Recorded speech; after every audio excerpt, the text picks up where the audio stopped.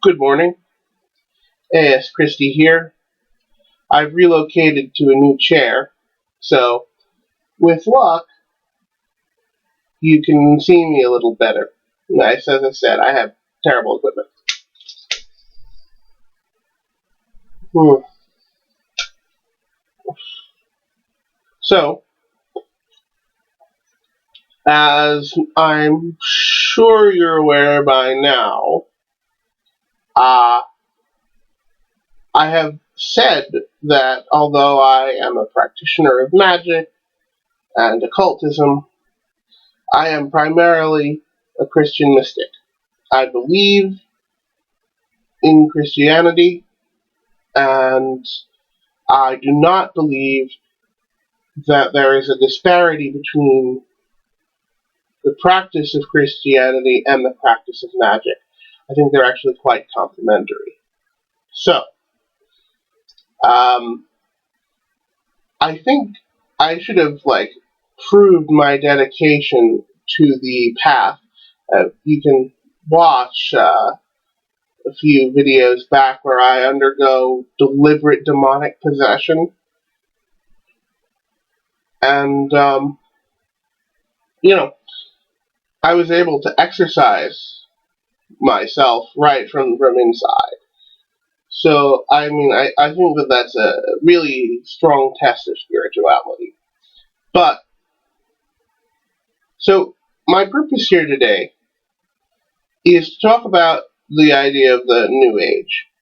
Now, I don't believe in the astrological Aquarian age nonsense.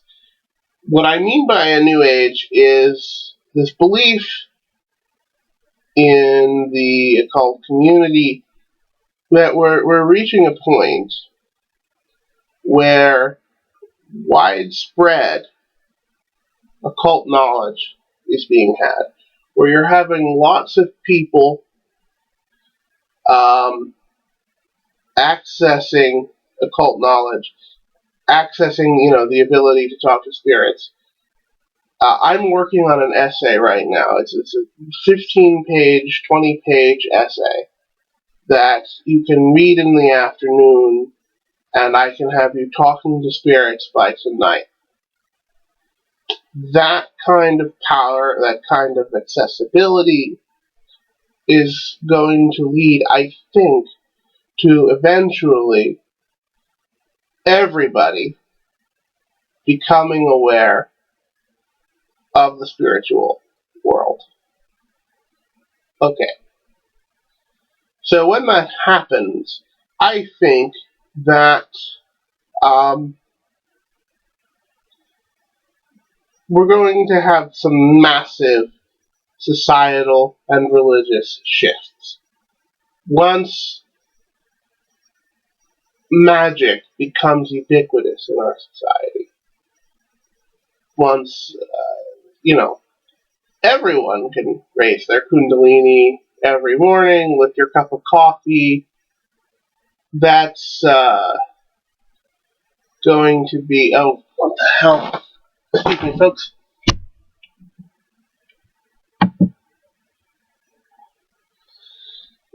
Uh, Sorry, it looked like my laptop decided to stop responding. So, anyway, back to my point. A lot of occultists, though, think that this spiritual and political shift is going to be bad for traditional religion, and I think it will be. I think it will be for the organized religion, the hierarchical religion, your popes, your ministers, your pastors. I think for that sort of organized religion, they're right. But I'm a Quaker, so we've hated all those guys for 400 years. So perfectly fine for me. What I think is going to happen, though, is that this greater spiritual awareness is going to actually lead to a Christian gold, that the New Age is going to be a Christian golden age. Why? You know what's not going to exist 100 years from now? If I'm successful, if Eric Coetting is successful, if lots of the people working today are successful, materialism. Materialism is not going to exist in 100 years. That's my prediction. Because knowledge of the spiritual will become so ubiquitous that guys like James Randi are going to choke on their materialism and their skepticism. It's going to, the true skeptics, the ones who are skeptical even of the senses, who are going to have their day.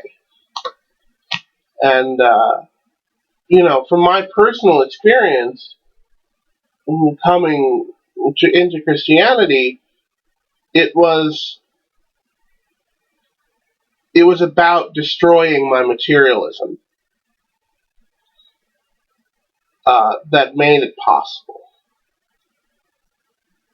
So I think that's going to really, be the threat that this will cease, right?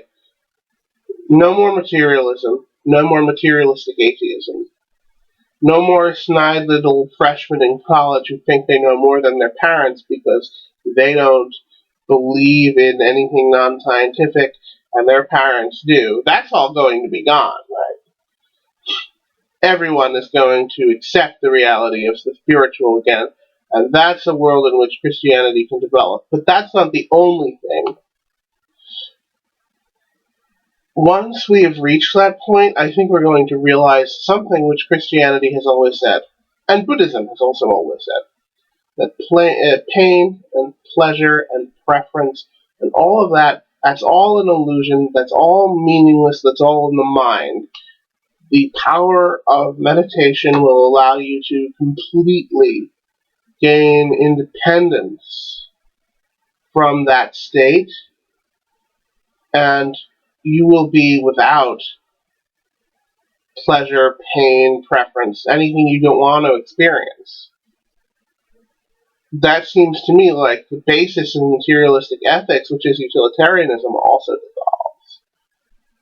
And that's a place where the dignity of the person can really come in. I mean, look, most black magicians believe that they themselves are gods. Who will want to sacrifice themselves for the masses? The needs of the gods outweigh the needs of the many. So I think that actually allows for a message of the importance of an individual's life to become more powerful. And I think for a third reason, look at our culture war right now. It really all boils down, I think, to sex. The so-called homosexual agenda is really the source of controversy. But we also have sexual revolution, sexual liberation, right? Let's have as much sex as we want all the time. I have personally, and I intend to start a series of videos teaching these techniques, discovered two sorts of meditations. One of them allows me to achieve a mental orgasm without the physical side effects, without the physical stuff. Just by thinking about it, and I can get it to last as long as I want. So really, why should we care that much about sex when we can do that? I've also been developing a technique, a really potent technique that lets me place my libido directly under my conscious control, my sexual response cycle under conscious control. If I want to choose to be gay for a day, I can do that. If I want to choose to be straight for a day, the next day, I can do that.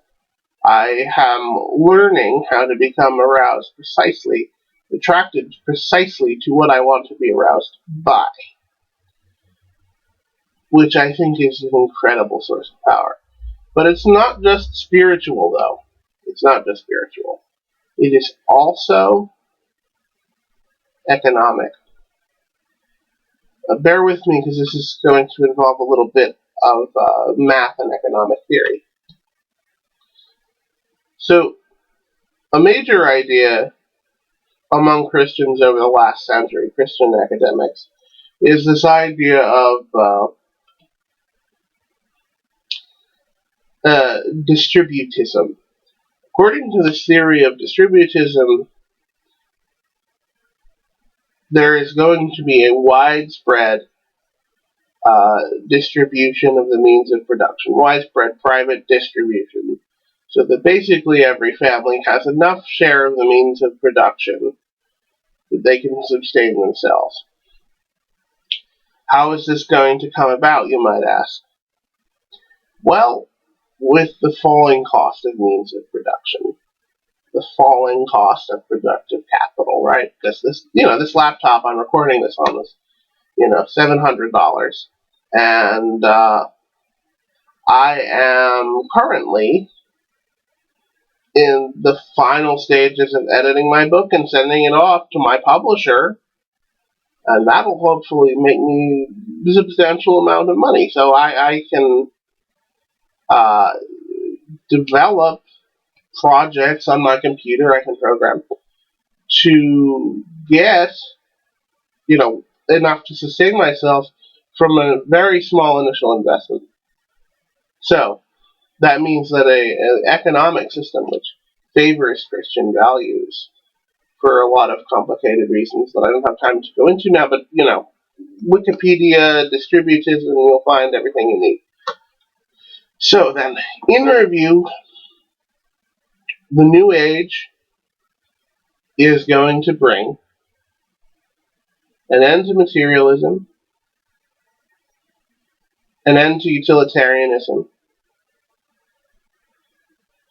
an end to the culture war over sexuality. It's going to bring an end to this life calculus that 2 lives are worth more than 1 life. And with the coincidental falling cost of the means of production, we're going to enter into a more humane and stable economy. To me, that sounds like a future, a new age, that any Christian of any era would love to live in. And it's an age where the message of Jesus can be far better received than in this age of rampant materialism, rampant, I'm horny and there's nothing I can do to stop it, and an economic system which is cruel, and its only opposition, communism, is worse. So, yeah. God bless you, and farewell.